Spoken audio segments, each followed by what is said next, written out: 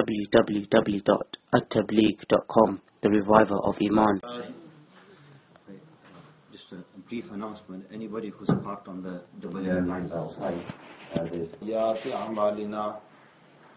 من يهده الله فلا مضل له ومن يضلله فلا هادي له ونشهد أن لا إله إلا الله وحده لا شريك له ونشهد أن سيدنا ومولانا محمدا عبده ورسوله أما بعد فأعوذ بالله من الشيطان الرجيم بسم الله الرحمن الرحيم إذا جاء نصر الله والفتح ورأيت الناس يدخلون في دين الله أفواجا فسبح بحمد ربك واستغفره إنه كان توابا صدق اللہ العظیم.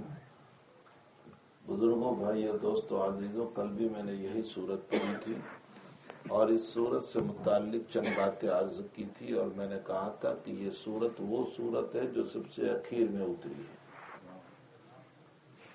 اور پھر اس صورت کا ایک پس منظر تھا کہ اللہ تعالیٰ نے اس صورت کو کیوں اتارا، اس کی کیا وجہ پیش آئی تھی، حق تعالیٰ جل شانہ نے کیا بشارت سنائی اس صورت کے اندر اور کس بنیاد پر وہ بشارت سنائی گئی.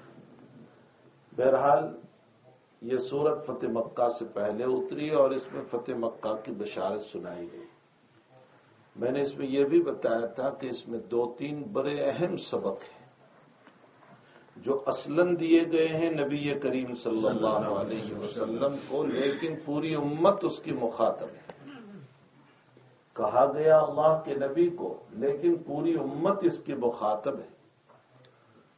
فرمایا اذا جاء نصر اللہ والفتح، جب اللہ کی نصرت اور فتح آ جائے. اللہ کی نصرت اور فتح کا مطلب یہ نکلا کہ تمہیں اللہ ہی نصرت دینے والا ہے. پیغمبر صلی اللہ علیہ وسلم کے دل میں یہ بات بٹھائی گئی کہ یہ جو مکہ تم فتح کرو گے تمہارے اپنے بل بوتے پر نہیں ہوگا، اللہ ہی تمہیں نصرت دینے والا ہے، اللہ ہی تمہیں مدد دینے والا ہے، فتح کرنے والا ہے.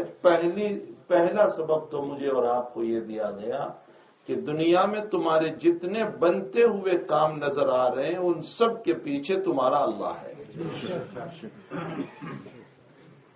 بظاہر دوائی سے شفا ہوتی نظر آ رہی ہے، لیکن حقیقت میں دوائی کوئی چیز نہیں، اس کے پیچھے اللہ ہے. وہی دوا دوسرے بندے کو دی جائے اس کو شفا نہیں ہو رہی ہے، اور وہی دوا ان کو دی جا رہی ہے اس سے شفا ہو رہی ہے. معلوم ہوتا ہے دوا میں کوئی چیز نہیں ہے، اس کے پیچھے اللہ کی ذات ہے. میرا کاروبار چل پڑا، ہمیں یہ یقین ہوتا ہے کہ دیکھو میری محنت سے چل پڑا اور میں نے اس کا یوں سو کر لیا اور اس کو یوں بنا لیا جس کی بنیاد پر میرا کاروبار چل پڑا. حقیقت یہ ہے کہ اللہ جل شانہ کہتے ہیں تو لاکھوں شو روم بنا لے، لیکن میں نہ چاہوں تو کچھ نہیں ہو سکتا ہے. ہر کاروبار کے پیچھے اللہ کی ذات ہے. میں ہندوستان میں ایک مثال دیا کرتا ہوں کہ اللہ جب بنانے پر آتا ہے تو چائے کی لاری سے اور چائے کے گلے سے اللہ اس کو مالدار بنا دیا کرتا ہے، اور جب غریب بنانے پر آتا ہے تو سپر مارکیٹ کے باوجود وہ انسان قرض دار ہو جاتا ہے اور قرض میں ڈوب جاتا ہے. بمبئی کا واقعہ ہے کہ سپر مارکیٹ ایک نہیں کئی مارکیٹوں کا مالک تھا، لیکن اتنے قرض میں ڈوبا کہ اسے سمندر میں آ کر کے پل کے اوپر سے کود کر سوسائڈ کر لینا پڑا. تو حقیقت یہ ہے کہ ساری چیزوں کے پیچھے اللہ کی ذات ہے. بظاہر ہمیں دنیا کے اسباب اور انسان کی نظر جو ہے نا وہ اسباب ہی پر ہوتی ہے، مسبب الاسباب پر نہیں جاتی. اولاد ہونا نہ ہونا اللہ کی ذات ہے، کاروبار کا چلنا نہ چلنا اللہ کی ذات ہے، جاب کا ملنا نہ ملنا اللہ کی ذات ہے، ہر دواؤں سے نفع ہونا نہ ہونا اللہ کی ذات ہے. اذا جاء نصر اللہ والفتح، یہی وجہ ہے کہ آپ دیکھیں جناب رسول اللہ صلی اللہ علیہ وسلم سنجری آنکھ میں فتح مکہ کے بعد شوال میں حنین کے لیے تشریف لے گئے. قبیلے حوازن والوں نے اللہ کے پیغمبر کو چیلنج کیا کہ یہ تو مکہ والے بزدل تھے کہ ہاتھوں میں آ گئے، ہم بزدل نہیں ہیں، ہمارا مقابلہ کر کے دیکھ لو تمہیں پتہ چلے گا. اور پھر صرف چیلنج نہیں کیا، قبیلے حوازن والے پوری تیاری کے ساتھ نکل بھی گئے وہاں سے کہ ہم محمد کو زیر کر دیں گے، پاس کر دیں گے، ختم کر دیں گے۔ اس موقع پر نبی کریم صلی اللہ علیہ وسلم کے ساتھ اتنا بڑا لشکر تھا کہ اس سے پہلے اتنی بڑی جماعت نہیں تھی۔ اس سے پہلے جو ہے اتنی بڑی جماعت کبھی نہیں آئی، اس لیے کہ مدینے کے سارے انصار بھی تھے اور اس کے ساتھ ساتھ اہل مکہ بھی آپ کے ساتھ تھے، اور اہل مکہ بھی 2-4 نہیں، بہت ساری بڑی جماعت تھی۔ بعض صحابہ کی زبان سے جملہ نکل آیا کہ ہماری میجورٹی ہے، ہم ناکام نہیں ہو سکتے، یعنی ہم اس مرتبہ بہت زیادہ ہیں، ہماری میجورٹی ہے، ہم ناکام نہیں ہو سکتے۔ اتنی بڑی میجورٹی تو پہلے کبھی تھی نہیں۔ اللہ نے فرمایا اچھا تمہاری میجورٹی پر، تمہارے افراد پر تمہیں فخر ہو گیا۔ حق تعالی جل شانہ نے ابتداءً شکست دلائی، قبیلہ حوازن کا حملہ ہوا، صحابہ برداشت نہ کر سکے، یہاں وہاں چھپنا پڑا، پہاڑوں اور غار میں پناہ لینی پڑی۔ اللہ کے حبیب تنے تنہا کھچر پر سوار ہیں، اور پھر آپ نے چچا عباس کو فرمایا بلاؤ لوگوں کو، کہاں چلے گئے جو حدیبیہ میں اپنی جان دینے کو کہہ رہے تھے مجھ کو۔ اب صحابہ دورے آئے، اور پھر اس کے بعد مقابلہ ہوا، اور پھر اب تعالیٰ جل شانہ نے کامیابی عطا فرمائی۔ پہلے ناکامی ہوئی، اللہ نے قرآن میں فرمایا لقد نصرکم اللہ فی مواطن کثیرۃ ویوم حنین اذ اعجبتکم کثرتکم فلم تغن عنکم شیئا وضاقت علیکم الارض بما رحبت ثم ولیتم مدبرین ثم انزل اللہ سکینتہ علی رسولہ وعلی المؤمنین وانزل جنودا لم تروها۔ فرماتے تمہیں تمہاری میجورٹی پر، تمہاری کثرت کے اوپر ناز ہو گیا تھا، تمہاری کثرت کے باوجود ہم نے شکست دلا دی۔ معلوم ہوتا ہے افراد سے کچھ نہیں ہوتا ہے، افراد سے کچھ نہیں ہوتا۔ 313 بدر میں ہے، کامیاب ہو گئے، اور 10,000 سے زائد حنین میں ہے، ناکام ہو گئے۔ دیکھیے بدر میں 313 تھے، کامیاب ہو گئے، اور حنین میں 10,000 سے زائد ہے اور شکست ہو گئی۔ حق تعالی جل شانہ نے اشارہ فرمایا اس بات کی طرف کہ اسباب کو نہ دیکھو، مسبب الاسباب کو دیکھو، اللہ کی ذات کو دیکھو۔ تمہارا کام کا بنانے والا وہی اللہ ہے، ہر مسئلے کے اندر وہی اللہ ہے جو تمہارے کاموں کو بناتا ہے۔ تو بہرحال میرے بھائیوں، سب سے پہلا سبق تو ہم کو یہ دیا گیا اذا جاء نصر اللہ والفتح، کاموں کو بنانے والا اللہ ہے، اسی کے ہاتھ میں سب کچھ ہے، اس کے بغیر کوئی کام نہیں ہو سکتا۔ علامہ رومی رحمۃ اللہ علیہ نے معارف مثنوی میں ایک عجیب و غریب واقعہ لکھا ہے کہ ایک بزرگ تھے، کیا بھائی یہ 3 گاڑیاں ہیں، ذرا ہٹا لو۔ ایک V37 VW مرک ہے، VWL مرک، اور Audi A6، اور ایک دوسری ہے، ذرا ہٹا لو Audi Q7 Audi Q7 AU63DYU AU63DYU and then a VW Golf CV56 EPX. گاڑی ہٹا لو پلیز بھائی، جزاک اللہ۔ علامہ رومی رحمۃ اللہ علیہ نے معارف مثنوی میں ایک واقعہ لکھا ہے ایک بزرگ سے متعلق۔ فرماتے ہیں کہ روزانہ تہجد میں اٹھتے تھے اور اللہ کی طرف سے آواز آتی تھی قبول نیس، قبول نیس، قبول نہیں ہے، قبول نہیں ہے، روزانہ تہجد میں اٹھتے تھے۔ ایک مرتبہ آواز اس طرح آئی کہ ان کی آواز کو ان کے مرید نے بھی سنی، جو اللہ کی طرف سے آ رہی تھی، ان کے مرید نے بھی سنی، جس میں کہا گیا تو کتنی ہی تہجد کیوں نہ پڑے قبول نہیں ہے۔ اب جب مرید نے سنا تو مرید کہنے لگا حضرت جب قبول ہی نہیں ہے تو مصیبت کیوں جھیل رہے؟ جب ایک چیز قبول ہی نہیں ہو رہی ہے، وہاں سے اعلان ہو رہا ہے کہ قبول نہیں ہے، تو آپ کیوں مصیبت جھیل رہے ہیں، کیوں تکلیفیں اتار رہے ہیں، رات میں اترے ہیں، نیند قربان کر رہے ہیں، اور ٹھنڈے پانی سے وضو کر رہے ہیں، اور اتنی دیر نماز پڑھ رہے ہیں، کیا ضرورت پڑی ہے کہ یہ مصیبتیں اٹھاؤ؟ تو بزرگ کہنے لگے بھائی اس کے علاوہ کوئی خدا ہو تو بھی تو بتا دے، تو اس کے علاوہ کوئی اللہ ہو تو بھی تو بتا دے کہ چلو میں اس کو چھوڑ کر اس کے دروازے پر چلا جاؤں۔ پھر اس کے بعد بزرگ نے ایک جملہ کہا، وہ قبول کرے یا نہ کرے میں اپنا فرض ادا کروں گا، مجھے تو اس رب کا فرض ادا کرنا ہے، اس لیے کہ وہی بنانے والا ہے اور وہی مسائل کو سنوارنے والا ہے۔ تو غیب سے ندا آئی، قبول اس گرچہ ہنر نیس، قبول اس گرچہ ہنر نیس، قبول ہے اگرچہ تیری عبادت میں کوئی خوبیاں نظر نہیں آ رہی ہے، اس لیے کہ ماں ولے خدا نیس، اس لیے کہ میرے علاوہ تیرا کوئی خدا بھی تو نہیں ہے۔ جب تو نے مجھ پر یقین کر لیا تو تیرے بغیر ہنر کی عبادت کو بھی میں قبول کر لوں گا۔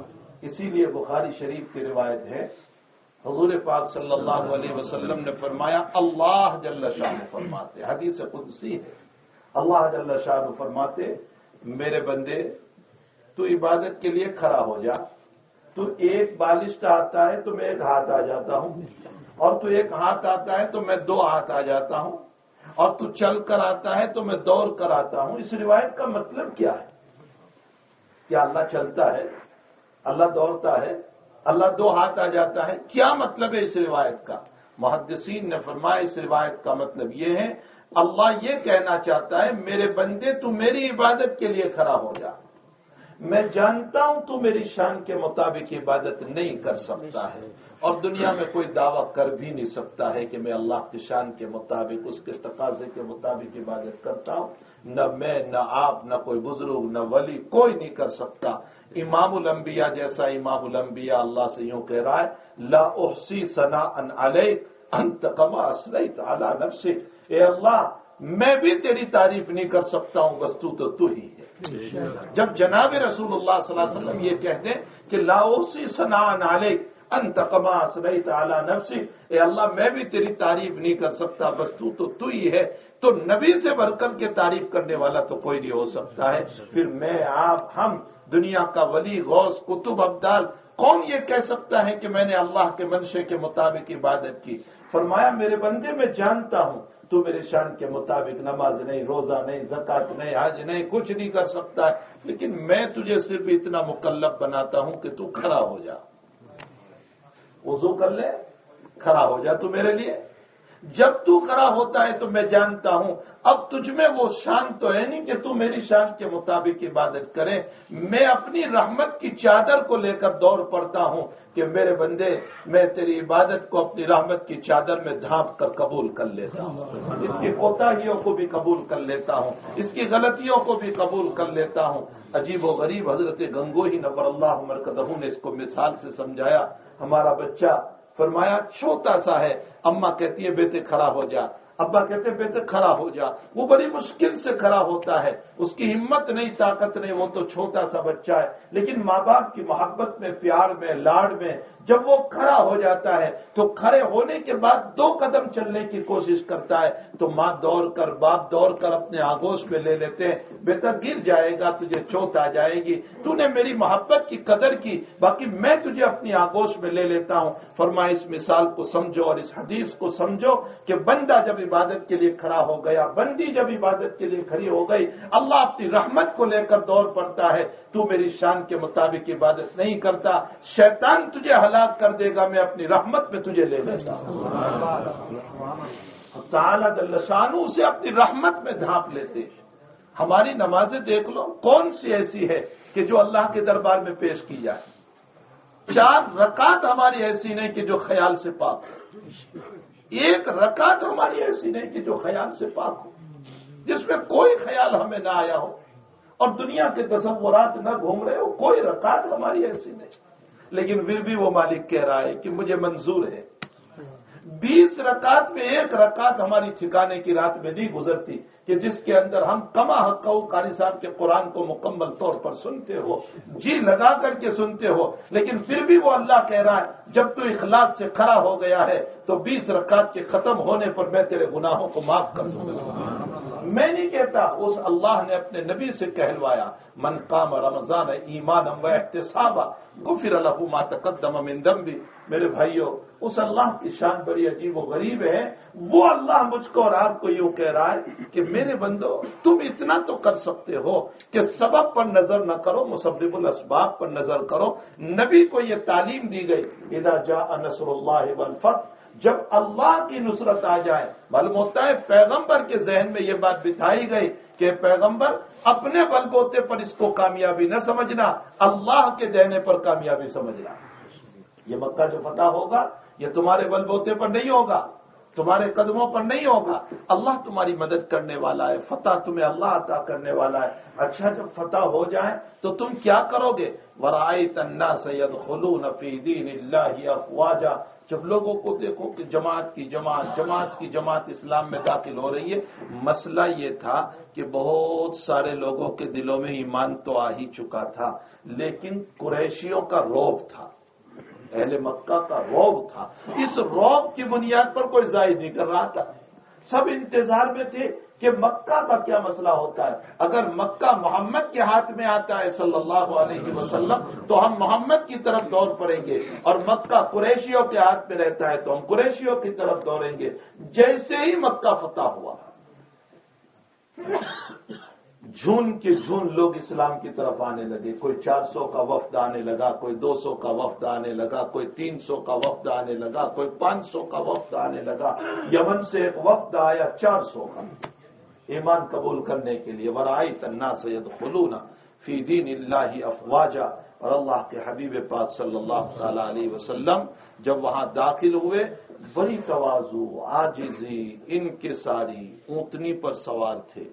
حضرت مکے میں جب داخل ہوئے اونٹنی پر سوار تھے. اور انا فتحنا لك فتحا مبینا لیغفر لك اللہ ما تقدم من ذنبك وما تأخر ويتم نعمته عليك ويهديك صراطا مستقیما وینصرك اللہ نصرا عزیزا. سورہ فتح کو پڑھتے جا رہے ہیں، اور تواضع کی وجہ سے حضرت کی پیشانی، اونٹنی کا جو کوہان ہوتا ہے نا ابھرا ہوا حصہ، حضرت کی پیشانی یوں لگی جا رہی تھی، حضرت جھکے ہوئے تھے.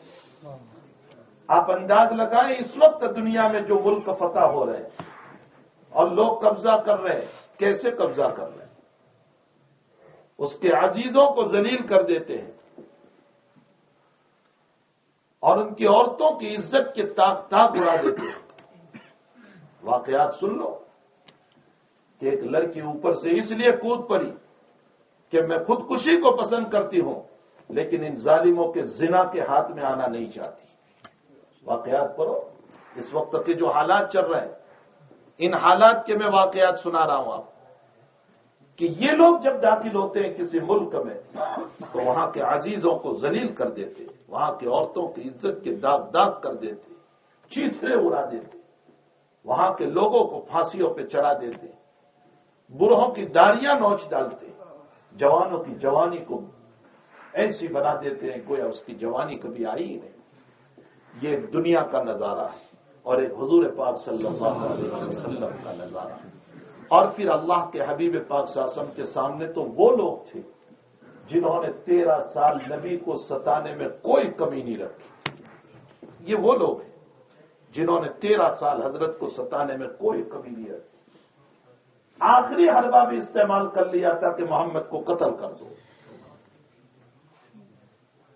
وطن سے بے وطن کر دیا، حتیٰ کہ کعبہ میں 2 رکعت نماز نہیں پڑھنے دی.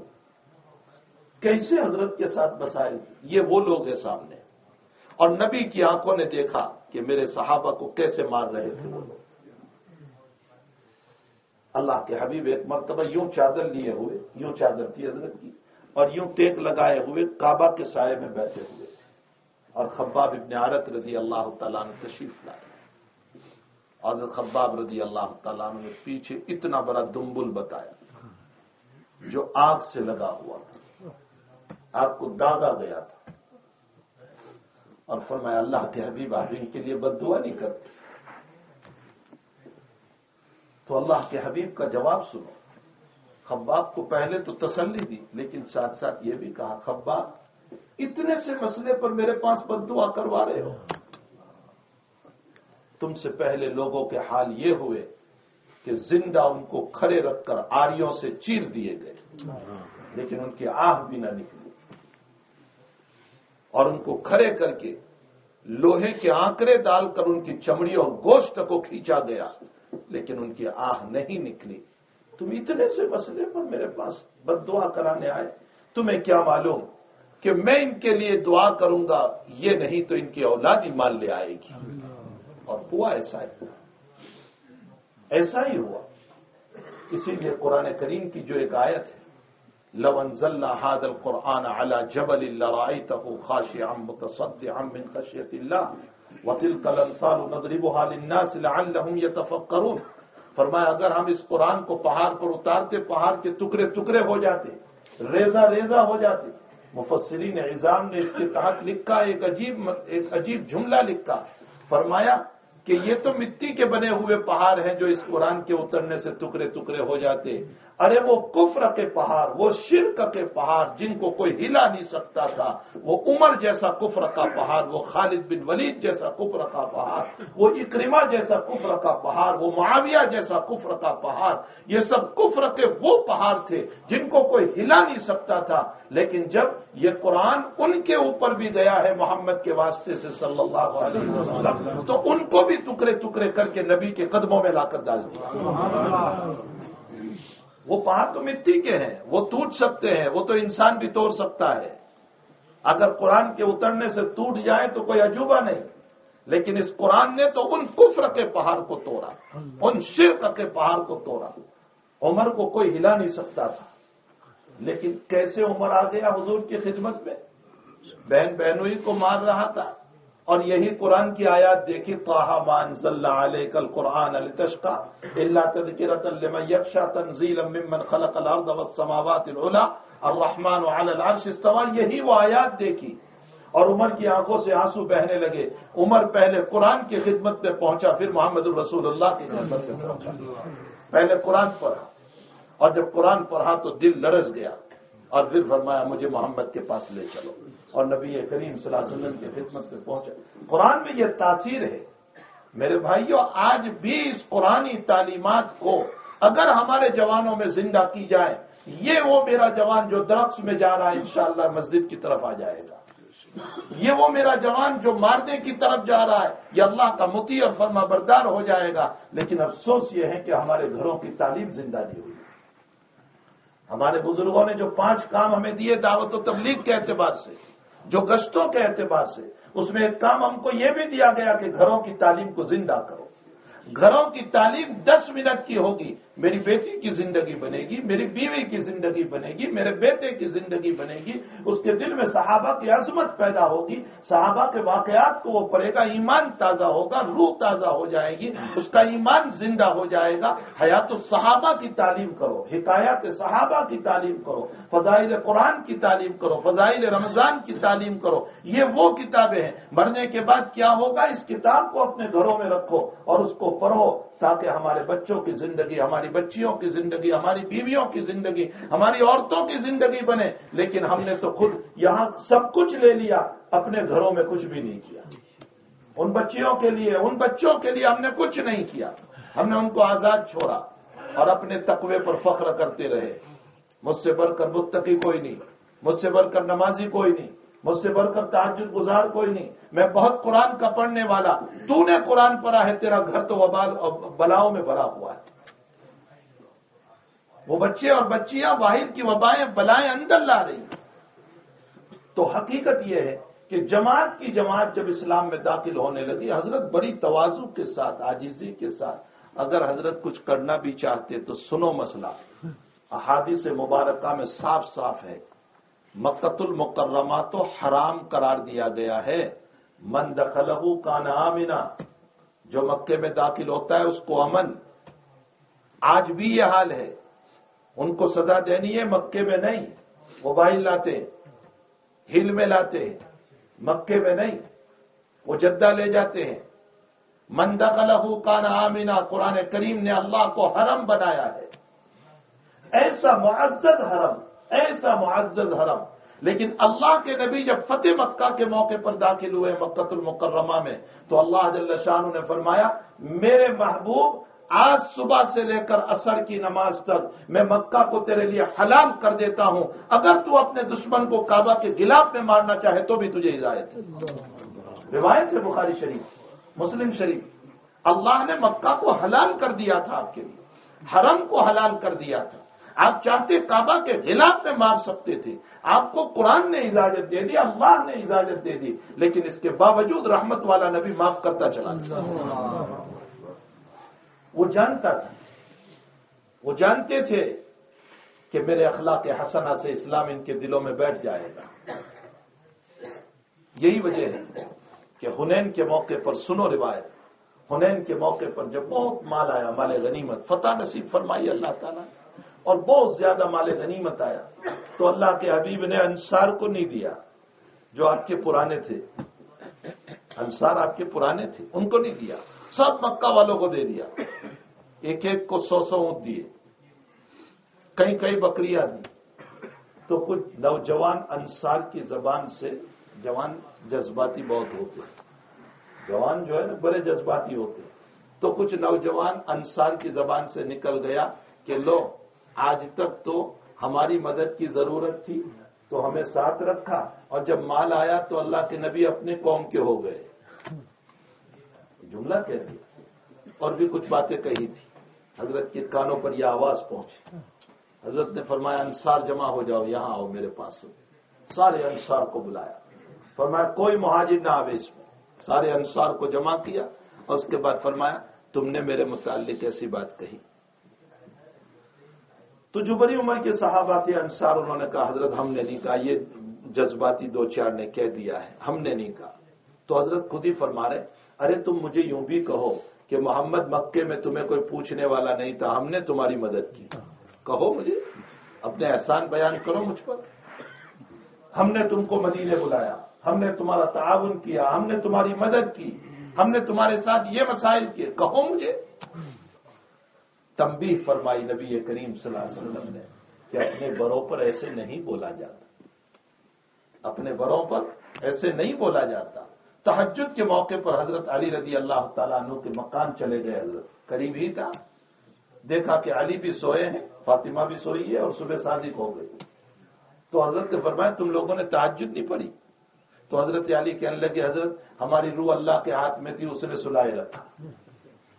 تو حضرت ناراض ہو گئے، اپنی ران پر یوں ہاتھ مارتے ہوئے گھر سے نکل آئے اور فرمایا ان الانسان عجولا، بڑا جلد باز ہے یہ۔ اللہ کے نبی کو یہ جواب پسند نہیں آیا۔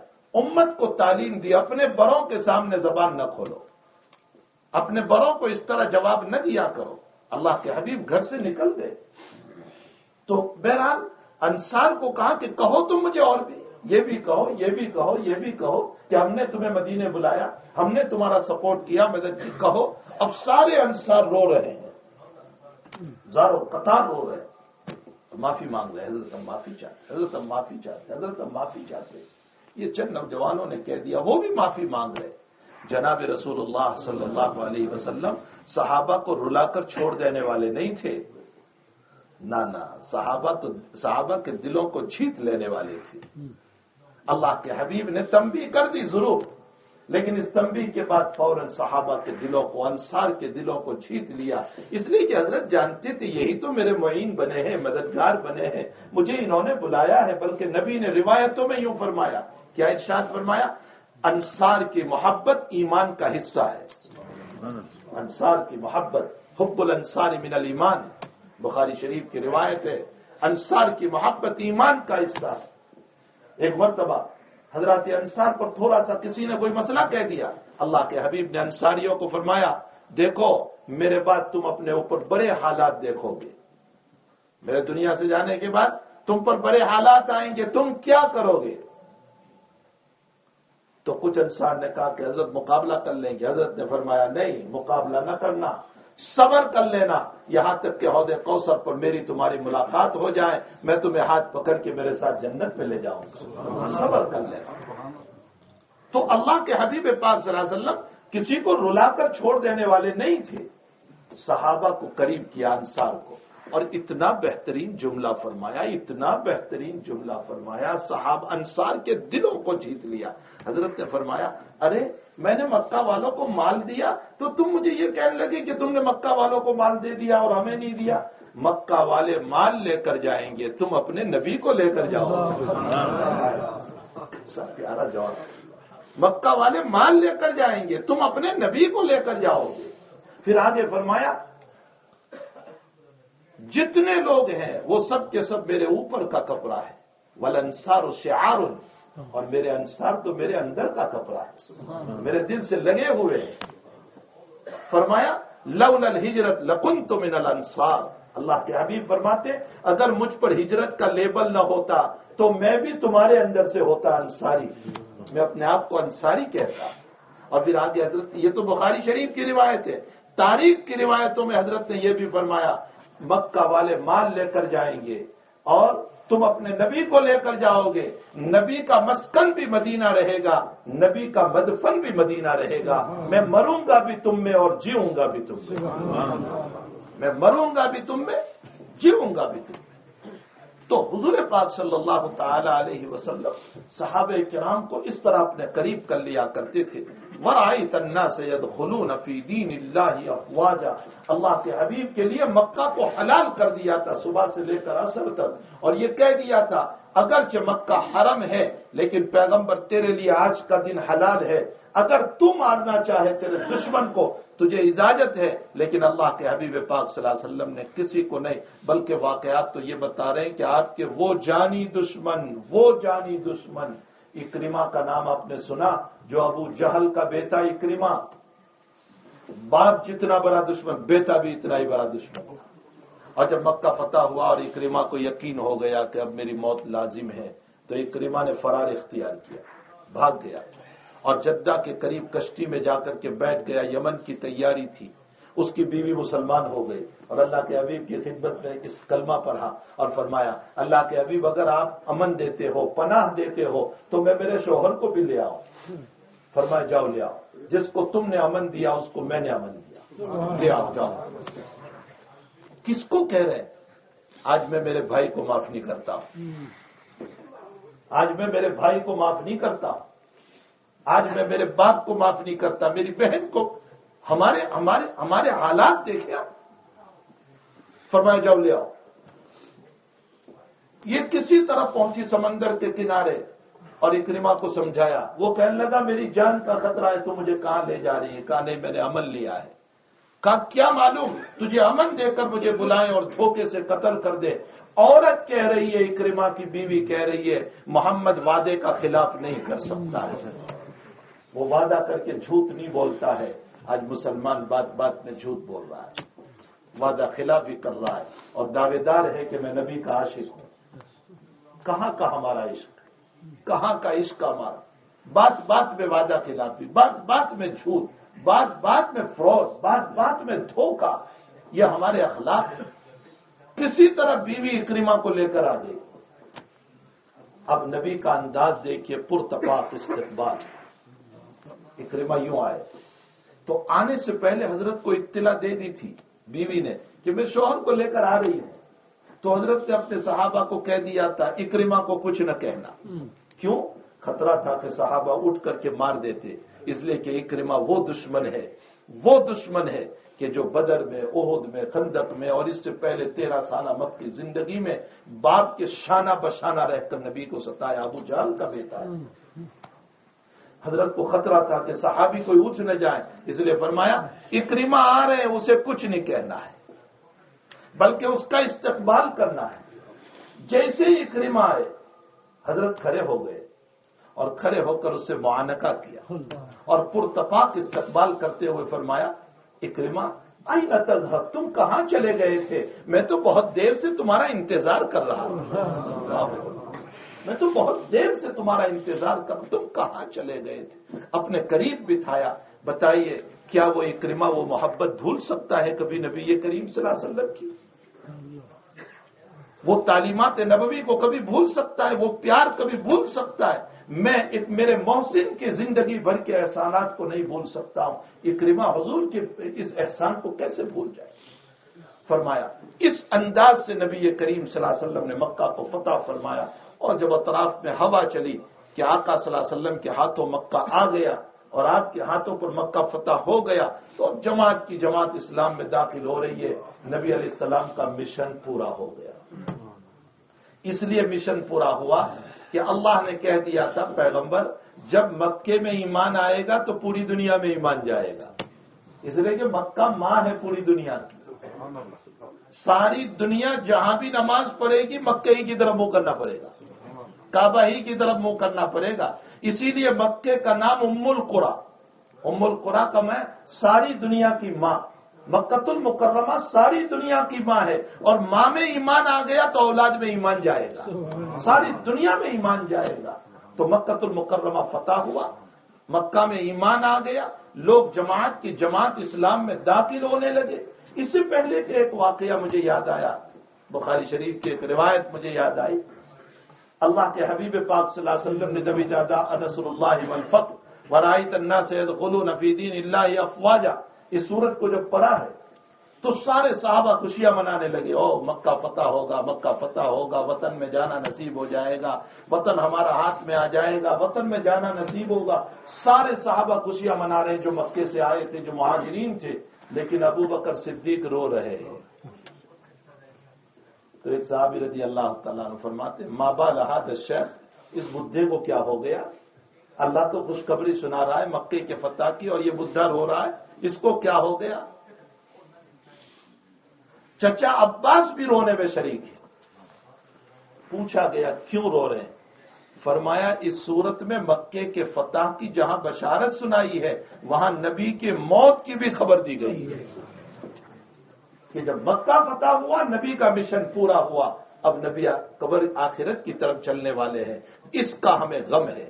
مکہ ضرور فتح ہوگا لیکن نبی کے جانے کا ہمیں صدمہ ہے. اس میں تو یہ بات بھی سنائی گئی ہے کہ حضور پاک صلی اللہ علیہ وسلم جانے والے ہیں. بخاری شریف کے الفاظ ہے وَقَانَ ابو بکر اعلمنا، اور ابو بکر ہم میں سب سے زیادہ جاننے والے تھے. وہ جانتے تھے کہ اس صورت میں اللہ کیا کہنا چاہتے ہیں. فرمایا پیغمبر جب تمہارا مشن پورا ہوا، مکہ فتح ہو گیا، لوگ اب اسلام لانے لگے، تو اب آپ کا کام کیا ہے؟ آخرت کی تیاری کرو. دوسرا سبق جو ہمیں دیا جا رہا ہے فسبح بحمد ربک واستغفرہ، تسبیح پڑھو اللہ کی، تحمید کرو اللہ کی، اور استغفار کرو اللہ سے. یہ دوسرا سبق اس صورت میں جب نبی کو یہ کہا گیا، حالانکہ وہ معصوم ہے، ان کا کوئی گناہ نہیں، وہ تقدس معاب شخصیت ہے، وہ پاکیزہ شخصیت ہے، ان سے کبیرہ بھی نہیں صغیرہ بھی نہیں، ان سے کسی گناہ کا وجود نہیں ہوتا، ان کے خیالات بھی پاک ہیں. وہ ایسا مقدس نبی، اور اس نبی کو جب یہ کہا گیا کہ تسبیح کرو، تحمید کرو اور استغفار کرو، تو اب سوال یہ پیدا ہوتا ہے کہ استغفار کس پر کرنا ہے؟ کوئی گناہ ہی نہیں ہے تو استغفار کس پر کریں گے؟ بعض مفسرین نے تو جواب دیا آپ کو کہہ کر امت کو سنانا مقصود ہے کہ امت کو چاہیے کہ استغفار کرے. اور بعضوں نے جواب دیا کہ نہیں میرے پیغمبر، آپ نے جو تبلیغ کی ہے بہت محنت کی، بہت جفاکشی کی، رات دن تم نے ایک کر دیا، اور جو ہے نہ راتوں میں چین نہ دنوں میں سکون، آپ نے رات دن میرے لیے ایک کر دیا، پھر بھی میرے پیغمبر میری شان کے مطابق نہیں ہو سکا، استغفار کیجیے، اس پر استغفار کیجیے. اگر نبی جیسے نبی کو اللہ یہ کہہ رہا ہے کہ استغفار کیجئے، میں کس نماز پر غرور کروں، تکبر کروں؟ میں کس تبلیغ پر غرور اور تکبر کروں؟ میں کس پڑھنے پڑھانے پر غرور اور تکبر کروں؟ میں کس بیان کے اوپر غرور اور تکبر کروں؟ میں کس زکوٰۃ اور مال کے دینے پر غرور اور تکبر کروں؟ مجھے حق نہیں پہنچتا ہے. فسبح بحمد ربک واستغفرہ. اسی لیے نبی کریم صلی اللہ علیہ وسلم نے فرمایا نماز کے بعد 2 کلمات کہو، 3 کلمات. ایک روایت میں اللہ اکبر، ایک روایت میں الحمدللہ، اور ایک روایت میں استغفر اللہ. تینوں روایتوں کو جمع کرو تو ہمیں نماز کے بعد الحمدللہ ایک مرتبہ بولنا چاہیے، اللہ اکبر بولنا چاہیے، استغفر اللہ بولنا چاہیے. کیوں؟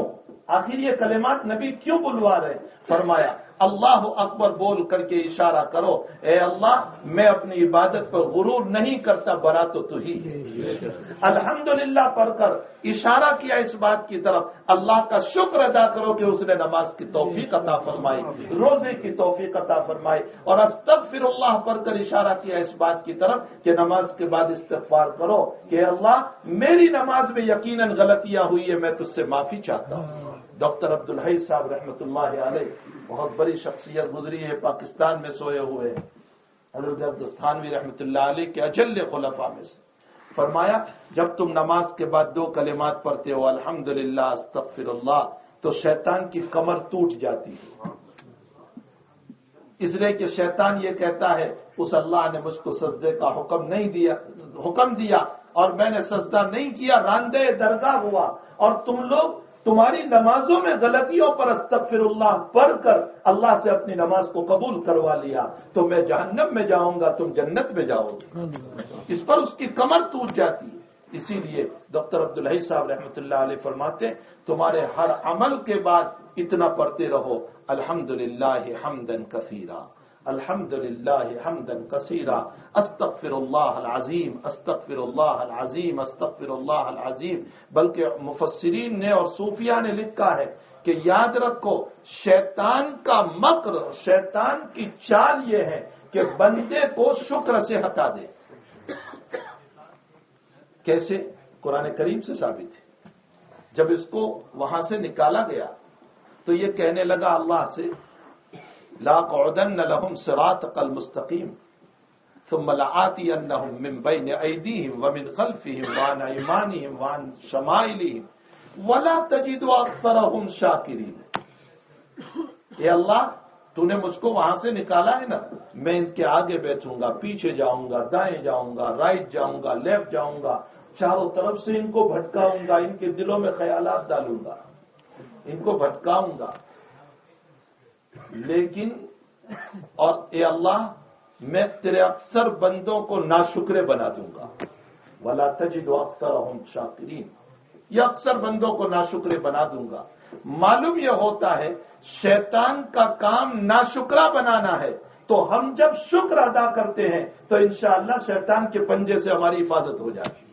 اگر ہم شکر ادا کریں گے عبادت پر، نماز پر، روزے پر، زکوٰۃ پر، حج پر، خیرات پر، صدقات پر، کسی کے تعاون پر اللہ کا شکر ادا کریں گے تو اب تعالی ہمیں شاکرین میں سے بنائیں گے، اور شاکرین میں سے بننے والا وہ شیطان کے پنجے سے محفوظ ہو جائے گا. تو میرے بھائیو حق تعالی جل شانہ فرماتے فسبح بحمد ربک، استغفار کرو، تحمید کرو، تسبیح پڑھو، واستغفرہ انہ کان توابا. وہ اللہ خوب تمہاری توبہ کو قبول کرنے والا ہے، اور وہی اللہ ہمارا کارساز ہے، کام بنانے والا ہے، ہمارے کاموں کو صحیح ڈھنگ پر لانے والا ہے، رزق کا دینے والا ہے، رزق کا عطا کرنے والا ہے، ہماری ساری ضرورتوں کو وہ پورا کرنے والا ہے. اس لیے ہمیں چاہیے کہ ہم اس سورت کے اوپر جو ہمیں 2-3 سبق دیے گئے، پہلا سبق تو یہ ہے اللہ کی ذات سے ہونے کا یقین. دوسرا سبق یہ دیا گیا ہم کثرت سے تسبیح کی پابندی کریں، استغفار کی پابندی کریں، تحمید کی پابندی کریں. روایتوں میں ہے کہ جنتی جب جنت میں چلا جائے گا اس کو کسی چیز کا افسوس نہیں ہوگا مگر ایک چیز کا افسوس ہوگا. وہ کون سی چیز کا افسوس ہوگا؟ جنت میں جانے کے بعد افسوس ہوگا. وہ کون سی چیز کا؟ دنیا میں جو وقت ایران توران کی باتوں میں گزارا ہوگا اس وقت کے ضائع ہونے کا اس کو افسوس ہوگا کہ کاش میں اس میں بھی کچھ اللہ کا کام کر لیتا تو اچھا ہوتا، تاکہ جنت کے جس مقام پر ہوں اس سے اونچا مقام اللہ عطا کر دے. تو اپنے دنیا کے وقت کو تسبیح، تحمید، استغفار، کوئی اچھا کام، دین کا کام، خیر کا کام، خیر کی بات، اصلاح کی بات، بھلائی کی بات، لوگوں میں محبت کی بات، پیار کی بات، ایک دوسرے سے حسن سلوک کی بات، اس طرح کی باتوں کے ذریعے سے اللہ کے ثواب کو حاصل کرنے والے بنے، اللہ کی رضا کو حاصل کرنے والے بنے. اللہ جل شانہ ہم تمام کو اس سورت کے تقاضے پر عمل کرنے کی توفیق عطا فرمائے. وصلی اللہ علی النبی الکریم برحمتک یا ارحم الراحمین. السلام علیکم. جزاک اللہ. حضرت نے اپنے یہاں حاضری پہ ہم ان کا شکریہ ادا کرتے ہیں. انشاءاللہ کل ان کا www.attableek.com, the reviver of